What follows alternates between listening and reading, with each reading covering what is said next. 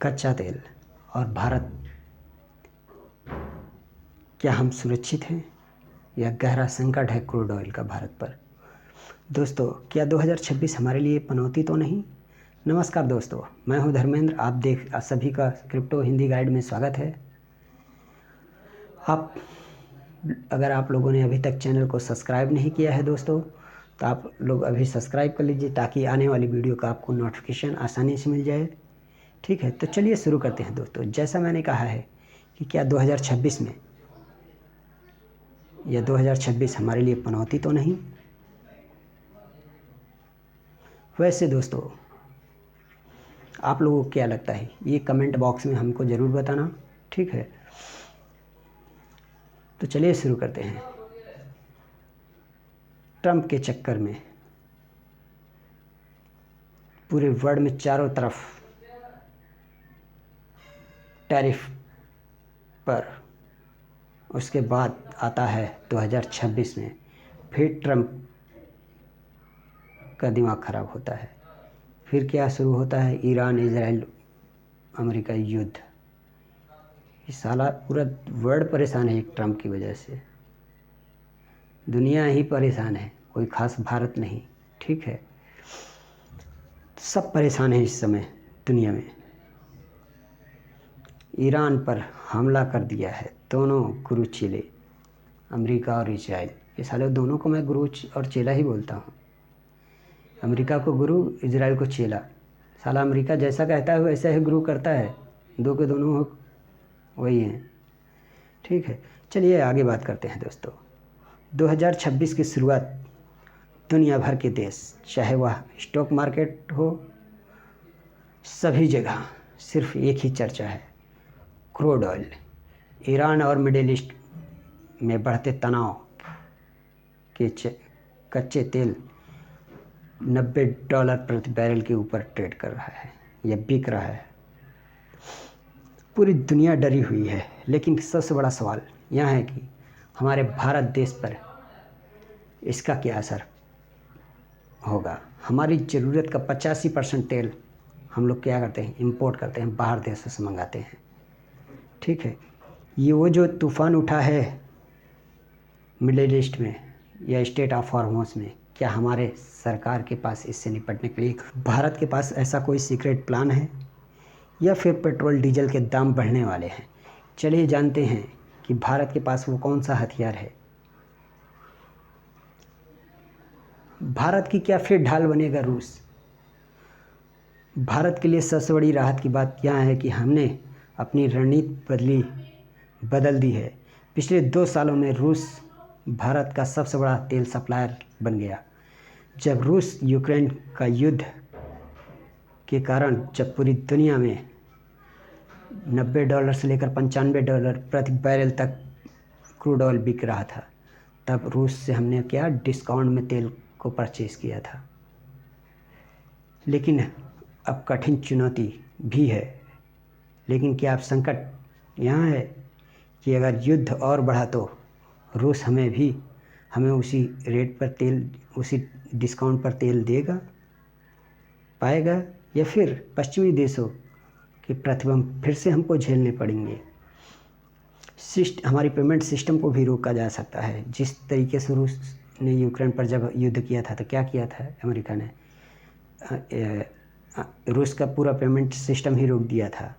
वैसा ही हमारे साथ भी हो सकता है। लेकिन क्या है, देखते हैं उसके पीछे। हमारे पेमेंट सिस्टम को भी रोक देगा।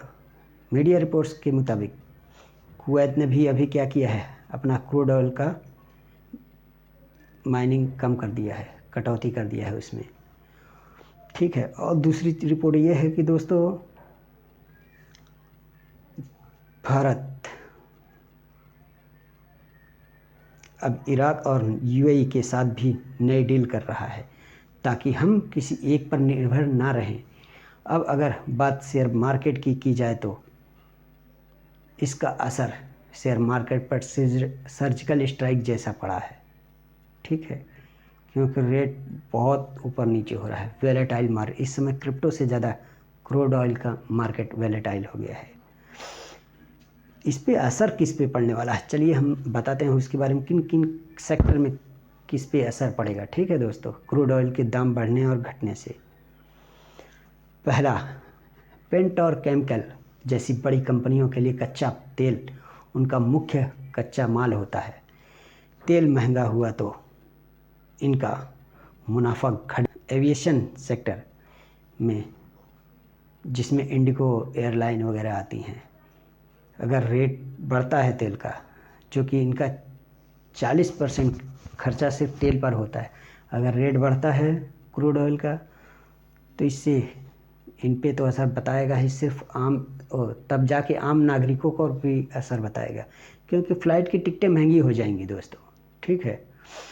तीसरा है, इससे फ़ायदा कौन से सेक्टर को होगा?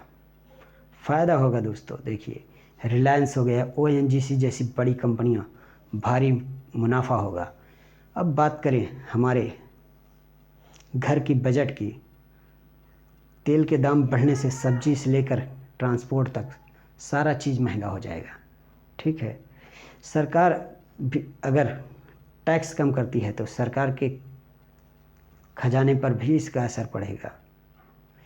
उसका असर सीधा विकास कार्यों पर पड़ेगा, क्योंकि जो पैसा कहीं और खर्चा करना था विकास कार्यों पे, पेट्रोल के दामों पर खर्च करना पड़ रहा है उसको। वही विशेषज्ञ का कहना है कि 2026 में सरकार डिजिटल पेमेंट और ब्लेंडिंग को और तेज़ी से बढ़ावा दे रही है, ताकि हमारी तेल की खपत को कम किया जा सके। ठीक है। भारत देश वह देश नहीं अब रहा है जो तेल के लिए किसी एक देश पर या किसी क्राइसिस की वजह से डूब जाए। ठीक है, या टूट जाए। आज हमारे पास रिकॉर्ड विदेशी मुद्रा भंडार है और हम लोग तेज़ी से ग्रीन एनर्जी की ओर बढ़ रहे हैं, और हम लोग इसी तेज़ी से बढ़ते रहें। लेकिन शॉर्ट टर्म में